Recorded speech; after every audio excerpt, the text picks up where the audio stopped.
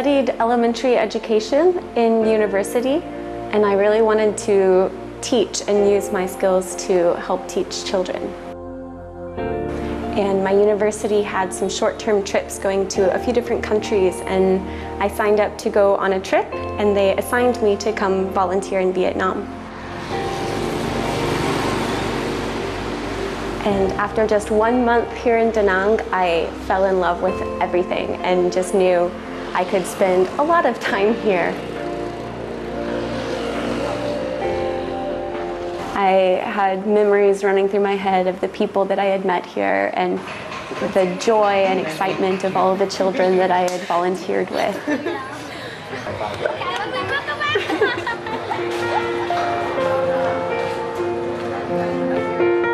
When I was here for 1 month, I just loved the lifestyle, the people, the culture of Vietnam. And when I was going back to America, I thought that I wouldn't be able to come back to Vietnam, that either I would stay in America or that I would try to volunteer in different countries. And so I cried so much because I knew that I loved Vietnam.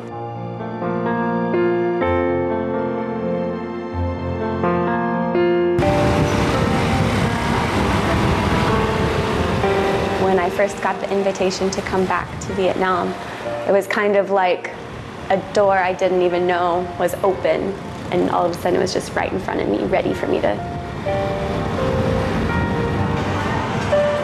When I first came back to Vietnam, I think the hardest thing is definitely the language. Mấy chị bắt tàu? Buổi sáng mấy chị bắt tàu? Chị à, mấy giờ hả? 7 giờ, cháu cứ đi học tập mới đi được. Hết năm đâu. Like, they would try to teach "Không có gì, không có chi," but I could only hear "Không có chi, không có chi." Very wrong, but I tried my best and it was very bad. After spending time in Vietnam, now it's something that isn't as hard, but it's more encouraging to see the care and the love that people have for you. Probably the most complicated thing about being a foreigner living in Vietnam is there can be a lot of uncertainties with work. So work is usually like 1-year contracts, and so every time you start coming to the end of that 1 year, it's always the thought of, do I stay, do I go to a new job? The uncertainty that comes with that.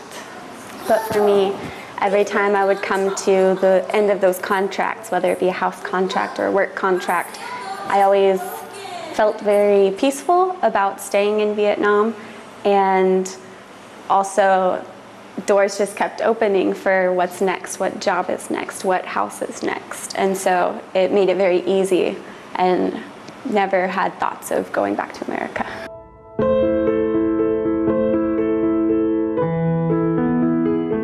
So before I flew back to Vietnam when I was moving here, then at first when I told my parents I wanted to move to Vietnam for a year, then they were kind of worried of, oh, you're going away, it's so far, are you going to be okay? But by the time I was actually leaving, then my mom told me, God has given me peace, that you're going to go to Vietnam, find somebody, get married, and never come back.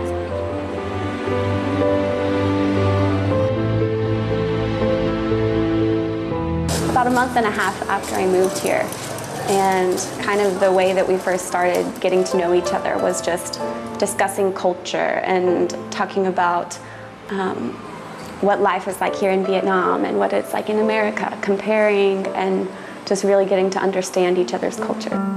I found out about his past just a few months after meeting him. It came up pretty early on in all of our discussions as we were getting to know each other.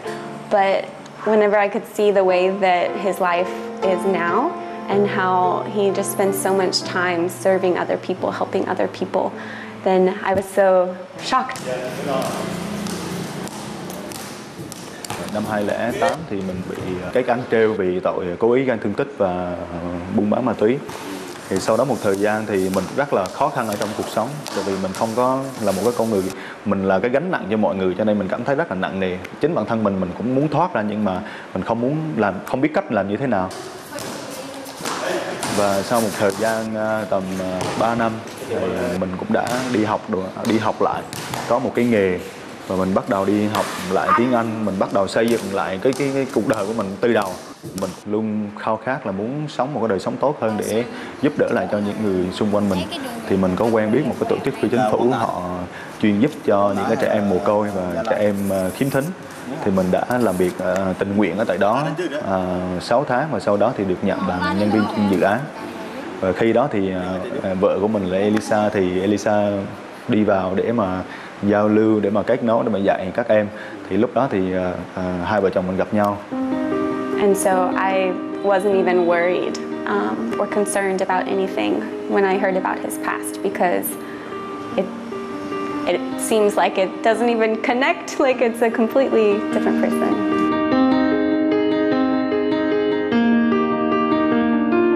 Năm 2013 thì Đà Nẵng mình có đón một cái cơn bão rất là mạnh. Thì lúc đó thì Elisa thuê nơi ở, thì em có đến để mà giúp đỡ gia cố cái cửa, rồi cửa sổ, rồi chuẩn bị đèn, rồi dầu, rồi đồ ăn thì chẳng hạn. Thì lúc đó thì Elisa mới thấy được cái sự giúp đỡ của mình, sự tình yêu của mình, sự quan tâm của mình. Thì hai đứa cũng có thêm cái tình cảm nó càng sâu hơn.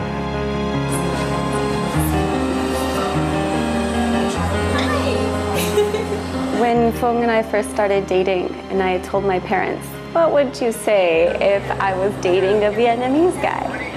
Then my mom said, I wouldn't be surprised. And especially soon after that, then I was able to FaceTime with my parents and they were able to meet him. And so early on in our relationship, Phong was able to talk with my parents and they were able to see him, and they came here to visit the same Tet that I met his parents. My parents also came to Vietnam, and so he got to meet them and they got along really well. They loved him right away, and so it was just always really peaceful, really cool to see.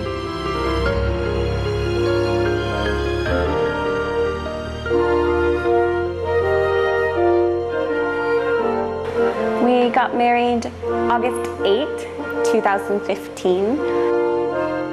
So we've been married for 5 years now.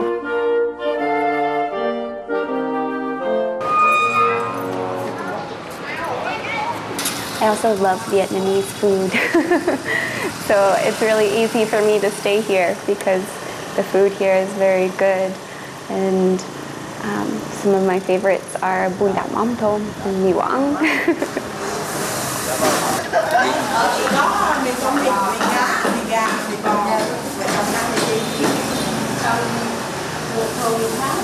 Em là cá.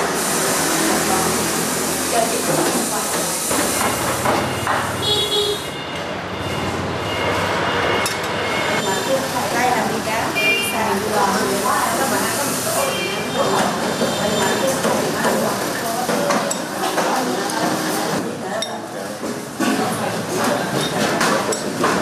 Em nghĩ mì Quảng là đồ sáng ngon nhất ở Đà Nẵng.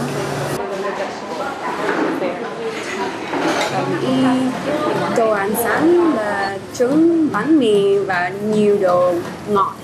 Ở Việt Nam đậm hơn, nhưng ở Việt Nam sống ở đây lâu rồi, quen rồi. I like sitting outside in Vietnam because you can feel the breeze, the morning breeze, which is really cool. Now?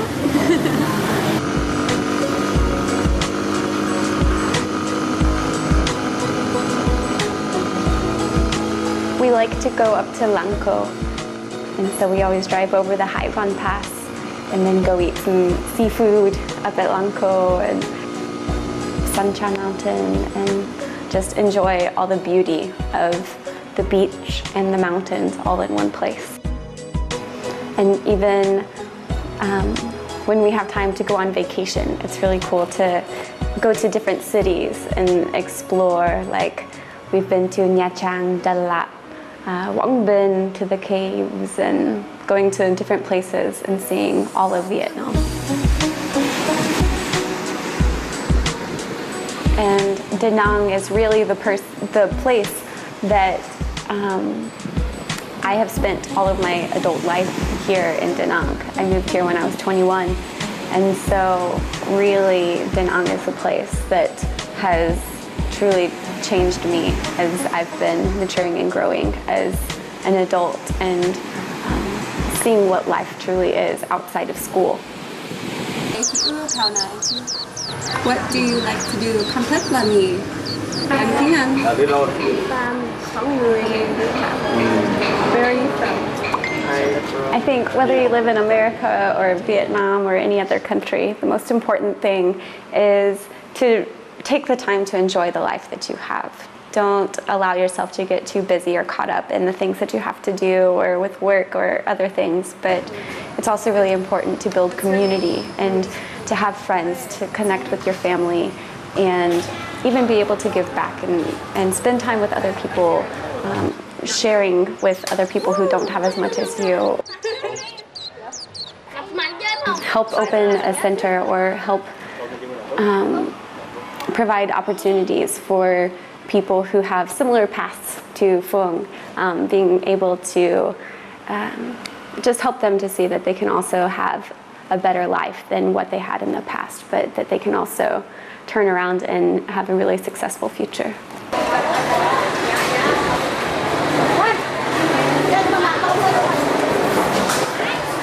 Để làm ban trăng cuốn thịt heo mỗi ngày hoặc thì khác. Đấy cũng được. Người Mỹ đẹp gái, dễ thương, hiền lành, dễ mến, thân thiện. All of my friends always joke with me and say, oh, she doesn't count as American anymore, she's Vietnamese. And yeah, everyone always says that we're a Vietnamese couple, and we even ask each other, what percent is he American and what percent am I Vietnamese?